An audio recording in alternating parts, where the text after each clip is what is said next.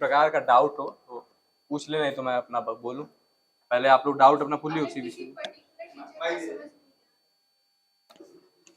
अगर किसी particular teacher का जैसे नहीं समझ में आता है टॉपिक, तो उसको कैसे कवर अप करें? मतलब बाकी सारे टीचर्स को तो आ रहा है समझ में, बट अगर किसी का नहीं आता है या फिर कुछ छूट जाता है तो फिर वो कहाँ से कवर करें?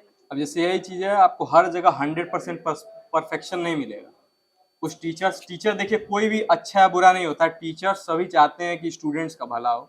अब हो सकता है किसी टीचर का डिलीवर करने का वो तरीका ना हो, या होता है ना कि कुछ लोगों के वो मतलब परसीव करने का तरीका कुछ लोग का अलग होता है। कुछ लोग मतलब सोचते हैं कि इनका लेक्चर बोरिंग हो रहा है, या कुछ लोग बहुत मतलब हंसा के पढ़ाते हैं तो कुछ स्टूडेंट्स इरिटेट भी होते हैं कि टाइम वेस्ट कर रहे हैं।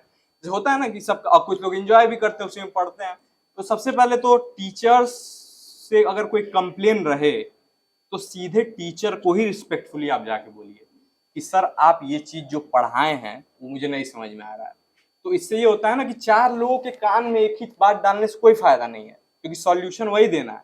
या तो अगर मान लीजिए आप या तो डायरेक्टर से आप बात कीजिए कि इनका समझ, मतलब वैसा नहीं करना चाहिए। पहले आपको टीचर से ही बात करनी चाहिए। मान लीजिए अगर आपको अपने पिताजी से कोई कंप्लेन, मम्मी से नहीं ना कहेंगे, मम्मी पापा बात नहीं करते हैं, पापा से बात कीजिए जाके। तो वैसे ही टीचर से, अब कोई टॉपिक मान लीजिए नहीं समझ में आ रहा है, टीचर फिर मतलब सारे सॉल्यूशन से, तो आप सबसे पहले उसको खुद अप्रोच कीजिए। पहले रीडिंग करके आइए, और फिर जैसे ऐसे एक एक्टिव रिकॉलिंग का एक तरीका क्या होता है कि मान लीजिए कल आपको पता है कि हर चीज शेड्यूल्ड क्लासेस होती है यहाँ पे, कल आपको पता है कि सर स्टार्ट करेंगे एनएलएम, या फिर आप लोग मतलब टारगेट है ना, तो आप लोग के पास नोट्स हो सके पुराने भी हो या एनसीईआरटी, तो पहले एक होता है ना, एक झलक रीडिंग कर लीजिए, बहुत डीप उसमें मत जाइए। लेक्चर से पहले एक बार उसका वो ले लीजिए, समरी ले लीजिए खुद पढ़ के।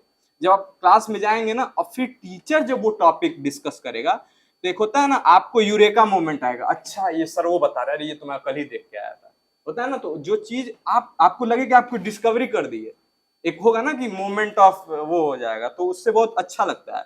और फिर आप क्लास में जब आप फ्लो में एक बार आ जाते हैं ना, तो फिर आप टीचर से कोई चीज मान लिए आप लैग कर रहे हैं तो पूछ भी पाएंगे तुरंत। मान लीजिए आप कल देख के आपको कोई टॉपिक में डाउट था, तो आप शुरू से हर चीज पे फोकस करने के बजाय आप खाली उन टॉपिक पे फोकस करेंगे जो आपका डाउट था। तो इससे क्या होता है ना, चीजें जो है ना, टाइम कम है, और आपको आप जैसे ड्रॉपर्स का जो स्ट्रेटजी होना चाहिए वो बहुत अलग होना चाहिए फ्रेशर्स से। फ्रेशर्स को सब पढ़ना है, ड्रॉपर्स को सब नहीं पढ़ना है, अपनी गलतियों को कम करना है। और जो जितना जल्दी अपनी गलतियों को सुधार लेता है वो उतना जल्दी सेलेक्ट हो जाता है, और जो जितना टाइम लगाता है उतना वो। और अगर नहीं समझ में आ रहा है तो है लेक्चर्स यूट्यूब पे अवेलेबल है, उस पे वो कीजिए, उसको प्रीफर कीजिए। बहुत मीडियम है, सर से जाइए, कहिए सर हमको पर्सनली आप ये चैप्टर समझिए। यहाँ पे बहुत फैसिलिटीज हैं, कोई ऐसा टीचर नहीं जो आपको मना करेगा, ऊपर से आपको और मोटिवेट करेगा कि आ जाना, उस टाइम में पढ़ा दूंगा, या अपने बिजी शेड्यूल में से भी आपको टाइम मिलेगा। और जो प्रीवियस ईयर के क्वेश्चंस हैं, मतलब उनको उनका अप्रोच कैसे अब करें? देखो, जैसे एक मॉड्यूल का क्वेश्चन है वो भी तो करना हो। स्टूडेंट का इंट्यूशन भी होता है। जैसे आप तैयारी की हैं, पेपर भी देख रही हैं, जब पीवाईक्यू आदमी लेके बैठता है, एक नीट प्रेप ऐप है, मैं सब में बता रहा हूँ तो यहाँ पे भी बता दें, नीट प्रेप करके एक ऐप आता है। वो स्पॉन्सर नहीं किया सब हमको, पर मैं बता दे रहा हूँ, फायदा होगा आप लोगों को। लिख दिया जाएगा अभी। नीट प्रेप ऐप है, उसमें उसका ये है ना कि उसमें कोई लेक्चर वेक्चर नहीं है, उसमें बस ये है ना कि उसमें खासकर मैं बायो के लिए यूज करता था उसको। बायो के हर पेज के वो लाइन के क्वेश्चंस बनाते हैं, वो हर हर पेज के 10 क्वेश्चन बना देंगे सब, होता है ना। तो उससे क्या होता है ना कि लोग कहते हैं एनसीईआरटी पढ़ो, एनसीईआरटी पढ़ो, लोग बहुत एनसीईआरटी पढ़ रहे हैं, सब एनसीईआरटी पढ़ रहे हैं, जा रहा है दिमाग में, ये भी तो पता चलना चाहिए। जब तक आप क्वेश्चन नहीं प्रैक्टिस करेंगे, और तब अब तक आपको ये नहीं पता चलेगा कि जो चीज आपको पढ़ रहे हैं वो समझ में आ रही है, याद हो रही है कि नहीं। अब मान लीजिए आप कोई चैप्टर पढ़े आज, मान लीजिए लिविंग वर्ल्ड पढ़े, उसको आज पढ़े, कुछ दिन के लिए तुरंत क्वेश्चन मत लगाइए उसके, छोड़ दीजिए, सेटल होने दीजिए उसको, 3 दिन 2 दिन 3 दिन सेटल होने दीजिए, उसके बाद उसके क्वेश्चन उठाइए। 100 क्वेश्चन 200 क्वेश्चन एवरेज रहते हैं हर चैप्टर में नीट प्रेप में, तो उसके क्वेश्चंस आप 200 क्वेश्चंस लगाइए, गेम की तरह फोन में लेके बैठिए, और मतलब होता है ना कि रिलैक्स करते हुए, वो आपका वो पढ़ाई नहीं है, वो पास टाइम है, और साथ में पढ़ाई भी हो जा रही है, ब्रेन को भी आप चीट कर दे रहे हैं, उसको प्रेशर भी नहीं लगेगा। तो क्वेश्चंस करते रहिए। मान लिया आप 200 क्वेश्चंस किए, अंत में जो क्वेश्चंस आपके गलत होते हैं ना, वो उसको रेड कलर से मार्क कर देते हैं टोटल उसमें में से। अब उन रेड क्वेश्चंस को देखिए किस जोन में आपकी गलती हो रही है। मान लीजिए मॉलिक्यूलर के आप क्वेश्चन कर रहे हैं, आपके रेप्लिकेशन के सारे क्वेश्चन है, इसका मतलब आप रेप्लिकेशन समझ गए, अब उसको फिर पढ़ के टाइम वेस्ट करने की जरूरत नहीं है। अब आदमी है ना वो कंफर्ट जोन में रहना चाहता है, जिसका बायो स्ट्रांग है वो बायो पढ़ेगा, जिसका जूलॉजी स्ट्रांग है वो जूलॉजी ही पढ़ना चाहे, वो दिन भर देख रहा है, क्योंकि उसको सेल्फ वो गिल्ट अपना कम कर रहा है, वो सोच रहा है कि मैं पढ़ तो रहा हूँ, मेहनत कर रहा हूँ, पर उस मेहनत का कोई फायदा नहीं, क्योंकि बायो पढ़े बिना आप सेलेक्ट भी नहीं होंगे, और सिर्फ बायो पढ़ के भी आप सेलेक्ट नहीं होंगे। तो क्वेश्चन कीजिए, जिस जोन में गलती हो रही है उसको फिर एनसीईआरटी पे रेफर कीजिए, तुरंत पढ़िए, और फिर उन गलतियों को जो क्वेश्चन गलती हुए हैं उनको फिर तुरंत सॉल्व कीजिए, फिर आपकी कभी नहीं गलती होंगे। और यही प्रोसीजर एग्जाम आने से पहले हर चैप्टर के साथ 3-4 बार करनी है, उससे आपका स्पीड भी बिल्ड होगा और एक्यूरेसी भी आएगी आपको। और कई बार ऐसा होता है कि मॉक टेस्ट में मार्क्स स्टक कर जाते हैं, उससे आगे बढ़ते ही नहीं है। तो मतलब उसमें अगर हम लोग अपने मतलब मिस्टेक्स को, लोग कहते हैं कि आप एनालाइज कीजिए, पेपर एनालिसिस सबसे इम्पोर्टेंट होता है, बट उसके बावजूद भी जब नहीं आते हैं मार्क्स, वहाँ पे स्टक कर जाते हैं, तो फिर देखिए, अगर मैं कहूँ कि प्रिपरेशन फेज में जो सबसे इम्पोर्टेंट जो मतलब मुझे लगा पॉइंट जो कि डिस्कस होना चाहिए, कि सबसे ज़रूरी होता है किसी भी एग्ज़ाम का प्रिपरेशन में सेल्फ इवैल्यूएशन, टेस्ट। जो बच्चा बहुत इंटेलिजेंट चाहे कितना भी पढ़ रहा है, मतलब दिन भर पढ़ ही रहा है, अगर वो टेस्ट नहीं दे रहा है ना, और खुद को इवैल्यूएट नहीं कर रहा है, खुद की गलतियों को सुधार नहीं रहा है, तो वो इम्प्रूव नहीं कर पाएगा। और कंपटीशन जो है पूरा गेम ही इम्प्रूवमेंट का है। जो बच्चा जितना तेजी से इम्प्रूव कर लेगा, इम्प्रोवाइज करेगा, अडेप्ट टू ओवरकम कहते हैं ना, इम्प्रोवाइज अडेप्ट टू ओवरकम, मतलब जो जितना तेजी से अपनी गलतियों को सुधारेगा, इम्प्रूव करेगा, वो उतना तेजी से इस जो ये लैडर है ना कंपटीशन का, टॉप तक पहुंचना है हम लोगों को, 99 परसेंटाइल मतलब 1% बच्चों में आना है, तो वहां तक पहुंचने के लिए आपको बाकियों से जल्दी अपनी गलतियां इंप्रूव करनी होगी। और जितना टाइम लगे गलती इंप्रूव करने में, उतना टाइम लगता है सिलेक्शन होने में। 1 साल में आप कर ले रहे हैं इंप्रूव, 1 साल में सेलेक्ट होंगे, जितना टाइम लगेगा उस हिसाब से आप सेलेक्ट होंगे। Thank you. और किसी को देखो, रूटीन कभी मत बनाओ, रूटीन बस 2 चीज का होना चाहिए, 3 चीज का, खाने का, क्योंकि हेल्थ देखो प्रायोरिटी, मैं हर बैच में यही बोल रहा हूँ कि पढ़ाई प्रायोरिटी नहीं है, सबसे जरूरी हेल्थ। मान लीजिए आप लोग सब नहीं सेलेक्ट होंगे, ये हार्श रियलिटी है, पर ऐसा नहीं, कोई बेकार नहीं होता है। जो लड़का मेहनत किया है, पढ़ा है, वो कभी बेकार नहीं होता है। आप नीट नहीं बनेंगे, हो सका आईएएस हो जाए, आईएएस हो जाए, कुछ भी। इसलिए मैं कभी किसी को मैं अपने भाइयों को भी ये नहीं कहता हूँ कि यार तुम लोग एकदम नीट ही निकाल लेना, मैं कहता हूँ पढ़ने की आदत डालो बस, और फिर तुम्हारी जो डेस्टिनी है पहुंचाएगी तुमको। तो यही बात है कि सबसे जरूरी, क्या आप पूछे थे, रूटीन ना, रूटीन मत बनाइए। रूटीन इन द सेंस हर दिन सोने से पहले अगला दिन प्लान कर लीजिए। और जैसे मान लीजिए किसी आपको मामा के घर जाना है, मान लीजिए तैयारी के बीच में बहुत जरूरी काम, मामा के घर जाना है, मान लीजिए आपको लगा कि इतना बजे जाएंगे इतने बजे आएंगे, ये 6 घंटा, और मान लीजिए आपको बस से जाना है, बस में आप सोच लीजिए कि मैं बस में बैठे बैठे गाना सुनने के बजाय मैं नीट प्रेप के मतलब किसी के भी क्वेश्चन 50 प्रैक्टिस कर लूंगा, 50 आते समय 50 जाते समय। तो आप एक फिक्स रिजिड शेड्यूल बनाए रहेंगे ना, तो जिस दिन आप मामा घर जाने रहेंगे ना, उस दिन आप कुछ भी नहीं कर पाएंगे, क्योंकि आप वो शेड्यूल फॉलो नहीं करेंगे। इसलिए आपका जो शेड्यूल है बहुत फ्लेक्सिबल होना चाहिए। टारगेट बना के पढ़िए, ये टारगेट रखिए कि 20 पेज प्रति घंटा की रफ्तार से पढ़ना है। होता है ना, डिस्कवरी बताते हैं सब कि चीता दौड़ रहा है 100 किलोमीटर पे, तो 20 पेज प्रति घंटा। और अभी नॉर्मल स्टूडेंट 4 पेज 5 पेज ही पर आर अच्छे से पढ़ के, अच्छे से पढ़ना समझ रहे हो, कि रीडिंग नहीं करना, रीडिंग तो पूरा बुक आदमी 10 घंटे में खत्म कर लेगा, उसको अच्छे से समझ समझ के पढ़ना। तो अभी आप पहले अपनी कैपेसिटी देखिए, आप कितना पढ़ पा रहे हैं एक घंटा में अच्छे से, कि ऐसे आप 5 पेज पढ़ ले रहे हैं घंटे में कि उससे कोई भी क्वेश्चन है कोई गलत ना कर पाए। और धीरे धीरे एक एक पेज 2-2 पेज बढ़ाइए। अब कुछ लोग क्या करते हैं, टाइम लिमिट सेट कर लेते हैं, पर उस टाइम लिमिट में 1 घंटे सोचें कि 4 से 6 पढ़ेंगे बायो, उसी में बीच में मम्मी कह रही है आओ बाबू सब्जी भी काट दो, और या बाबू फुफा रहे पनीर लेते आओ, तो अब वो सोचें कि उनको लग रहा है वो पढ़ रहे हैं, 2 घंटे का टाइम बनाया, 6 बजे अलार्म भी बजेगा, पर उसका आउटकम क्या हुआ, 2 पेज पढ़े। इसीलिए ये सोचिए कि 2 घंटा पढ़ रहे हैं तो मुझे 20 पेज पढ़ना है किसी भी हालत में, उसमें सब इंक्लूडेड है, खाना पीना पानी। इस तरह से आप लोग अपना शेड्यूल बनाइए, और रूटीन वूटीन के चक्कर में नहीं, हेल्थ प्रायोरिटी है। सोइए 6 से 7, 6 घंटा भी कम है, 7 घंटा सोइए, अच्छी नींद लीजिए, क्योंकि आप जिस प्रोफेशन में जा रहे हैं ना, इसमें आपको 90-80-90 साल तक काम करना है। सारा एनर्जी यहीं एग्जॉस्ट कर देंगे तो फिर पता चला 40 में रिटायर होना पड़ जाएगा। ठीक, अच्छे सोइए, टाइम जरूरी है पढ़ने के लिए निकालना, कहाँ से निकालोगे।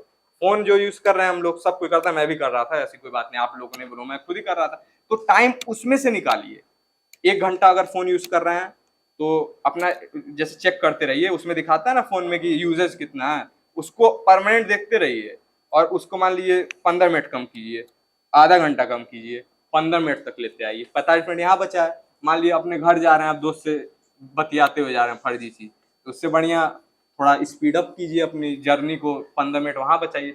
नींद, खाने-पीने, इसमें नहीं वो करना है, ये आप होशियारी काम नहीं, ये मूर्खता है, नींद से कभी समझौता नहीं करना चाहिए।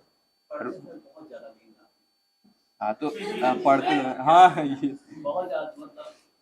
तो वही ना, जैसे नींद देखो क्या क्या क्या होता है, कभी कभी ना जोश में होते हैं, जोश में कभी कोई निर्णय लेना भी नहीं चाहिए, काम भी नहीं करना चाहिए, कभी कभी मन करेगा खूब पढ़ ले, 2 बजे तक आदमी पढ़ता है, जब 2 बजे तक पढ़ता है ना तो दूसरे दिन उठता है 10 बजे, और जब 10 बजे उठता है तो पूरे दिन उसमें बाल ऐसे हुआ है, आंख जल रही है, उस दिन कुछ पढ़ाई नहीं होता है। आपको डेली डेली गोल आपको अचीव करना है, बहुत लंबी जर्नी है ये, ऐसा नहीं कि एक दिन पूरा जान लगा दिए फिर एक हफ्ता पढ़े ही रहे, डेली डेली पढ़ना है ना, तो बहुत रिलैक्स होके, ऐसा भी नहीं कि बिल्कुल प्रेशर फ्री हो जाना है, प्रेशर हो आपके अंदर, पर वो अपने आप को दिखाए ना, ऐसे होता है कई लोगों का प्रेशर शो करने लगता है, वेट गिरने लगा है, बाल झड़ने लगे हैं, ऐसा कई लोगों का वो करता है, ये सब गलत चीजें हैं। आप खुद को समझाइए, खुद को मूर्ख बनाना है तो मूर्ख बनाइए, सोचिए कि नहीं बनेंगे डॉक्टर, अरे तो कुछ तो कर ही लेंगे ना, मान लो हाथ पैर दिए हैं, सब्जी बेच लेंगे, उस समय तो आपका ब्रेन रिलैक्स हो जाएगा ना, फिर बाद में जब आपका मूड सही हो जाए तो सोचिए नहीं डॉक्टर ही बनना।